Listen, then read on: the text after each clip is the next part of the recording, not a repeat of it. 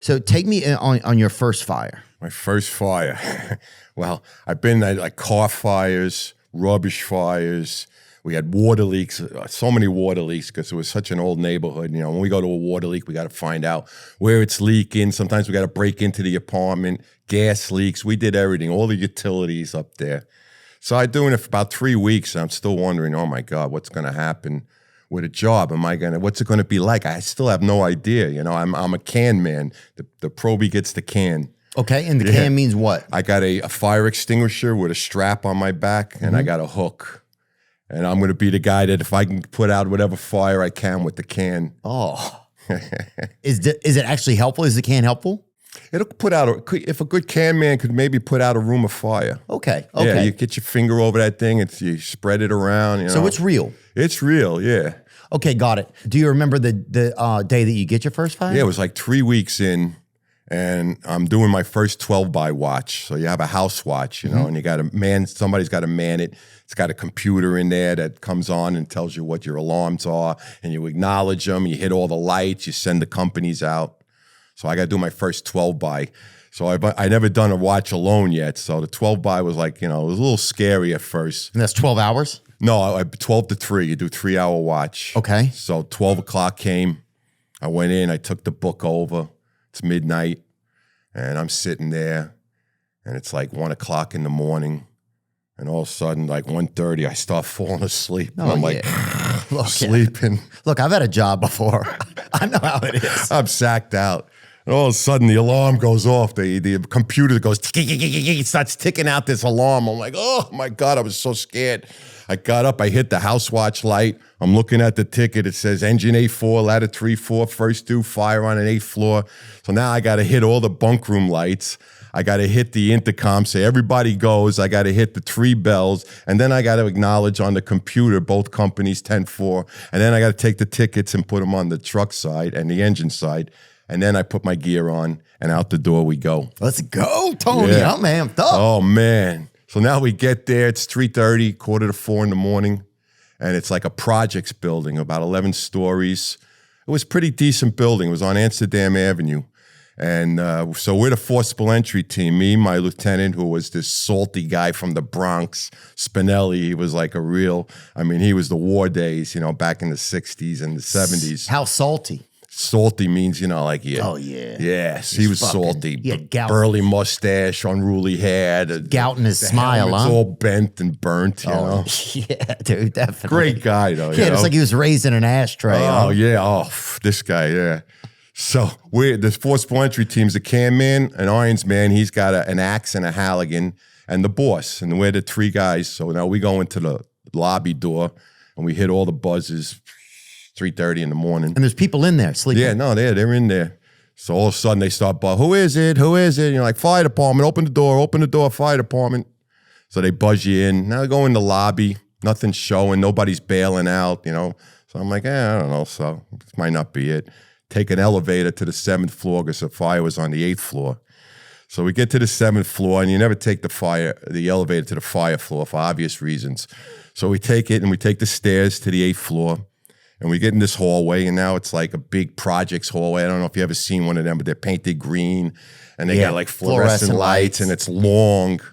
So we go to all the doors, and we stick our noses in the jams trying to smell smoke. We don't smell nothing. So the boss says to my friend Jimmy, the Duke, he says, go up to the next floor and check it out. Calls down the battalion, says, yeah, we got nothing showing on the 8th floor. We're going to check out the 9th floor.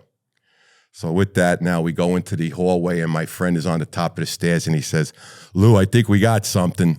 So I'm like, oh, shit, this is it. I'm in this project hallway, 3:45 in the morning. I'm running up the steps with my hook and everything, and I said, the boss says, so what do we have? And the Duke opens this door, and I was like, oh, my God, if there was a gate to hell, this was it, okay? Black, shimmering smoke that looked like satin curtains just going in all different directions. And my first thought was, no way we're fucking going in there, right? I see these guys. Hey, look, let me see a 2-bedroom. Yeah. You know? This won't work for us. Yeah. They're pulling their boots up and they're putting they're turning air bottles on and everything. I'm like, oh shit, this is it. So now we're getting down on our hands and knees, and the Duke tells me, you hold my coat, okay? And I'm like, yeah, for sure I'm holding your coat. So you're behind him crawling? I'm behind the Duke. The boss goes in first, like this black abyss we just crawl into on the floor. What are y'all looking for? The fire apartment. We got to find it. Oh, so this is just the hallway? The hallway. Oh, I thought somebody left their door open. Pull up that hallway you had, Nick. Is that the one from the actual building? Oh, this is a general one. Yeah, I know what you're talking about, though. It's narrow hallways. Narrow hallways, long green. Yeah, look at that color, yellowish green. That looked just like that. Oh, God. So now we're on our hands and knees, and I'm got his coat. I got the can on my back. I got my mask on, and we're in total blackness. And I'm crawling down like 100 feet. And I'm saying in my mask, I'm saying, what the fuck am I doing here? Yeah. This is fucking crazy. I'm never going to do this again. I felt so helpless. And what am I going to do? It's pitch black. We're crawling in a hallway we've never been before. Yeah, dude. Oh, yeah. So we crawl up, and then all of a sudden the Duke stops, and he says, we're at the fire door. And I'm like, oh, okay. Can't see nothing. Yeah, it almost seems like some kind of sex trafficking or something. Yeah, whatever's going on, it sounds kind of out of sorts, you know. It's out of sorts. Anyway, so carry on. Sorry. So it's something that I'm quitting in the morning. Done. I swear to God, I was quitting. I was like, what are we going to do in here? We can't see. I'm on the ground. So finally we crawl in, and I crawl in, and I hear the boss. He's up ahead of us in the apartment already. He says, bring the can in here. So now I crawl past the Duke. I'm on my hands and knees.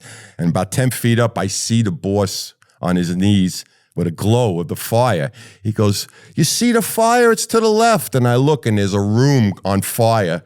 It looks like cotton candy. The flames are like all over the place. And how much is it protecting you? How much is your suit protecting you at that point? Nah, nothing. Nah. What?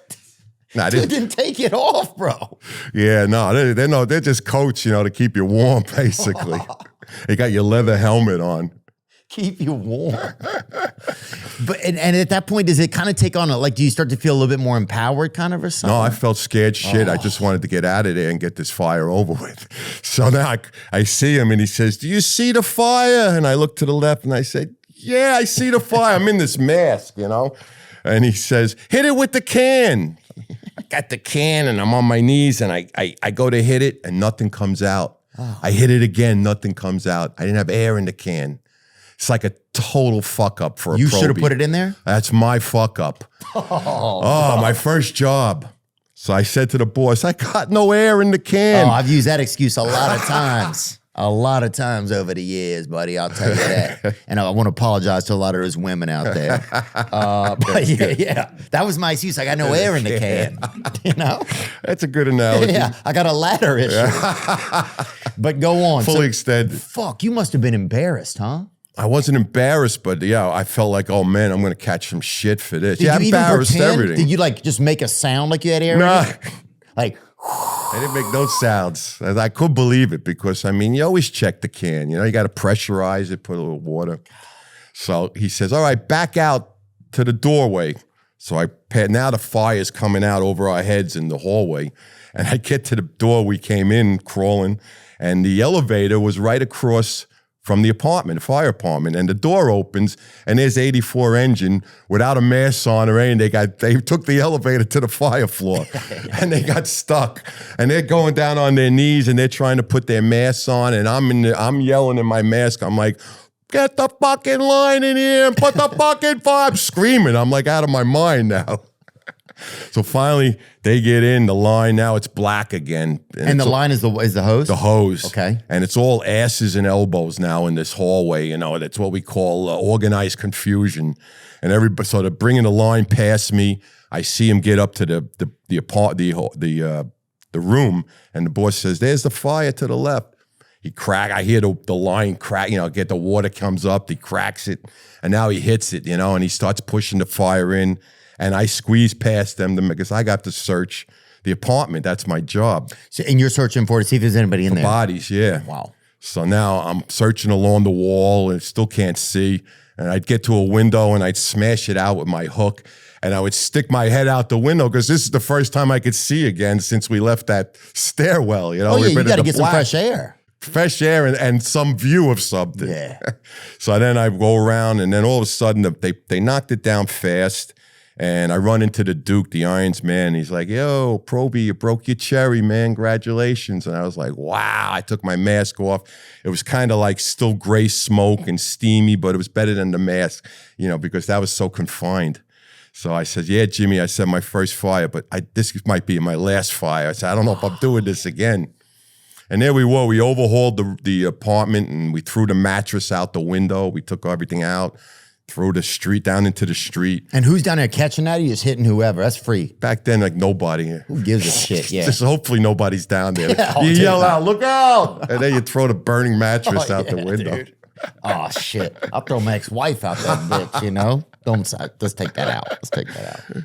And then I'm looking out this window, and it's encrusted with all these embers and shit, you know, like gold and amber and everything. And it was like 5:30 in the morning, and the Manhattan skyline was turning purple. So I had all this beautiful thing. I was like, wow, this is some sight, you know? Excuse me. Yeah. While I kiss the sky. Yeah, it was definitely rock and roll, man. I was like, yeah.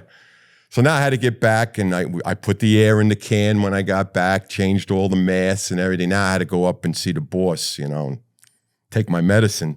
So I walk up to the truck office, and I knock on the door. It's open. And he says, "Yeah, come in." And he's wiping his face down with a towel. He just came out of the bathroom. I said, I made like puppy eyes. I said, "Lou, I'm sorry about not having air in the can." And he's like wiping his face. He goes, "Yeah, don't worry about it, kid. Shit happens." And I was like, oh, wow, thank you. I was 23 years old, you know. So now I'm walking out, and he goes, "Hey, kid." And I turn around, and he goes, "You did a good job." And I was like, oh, wow. That's awesome. Yeah, and then I'm driving home saying, "Am I quitting this fucking job?" Because it was like nothing I've ever experienced. And I growing up, I did a lot of crazy things, but this was the scariest thing I ever did. But yet it was so exciting and thrilling. I mean, I got home, and the grass was so greener. The sky was so blue, and the air that I was breathing was so appreciated. Because you were alive. I was alive, man. It made me, I was like, wow, that was something. Dang. Of course, that wasn't my last job. I went 21 years more after that, so.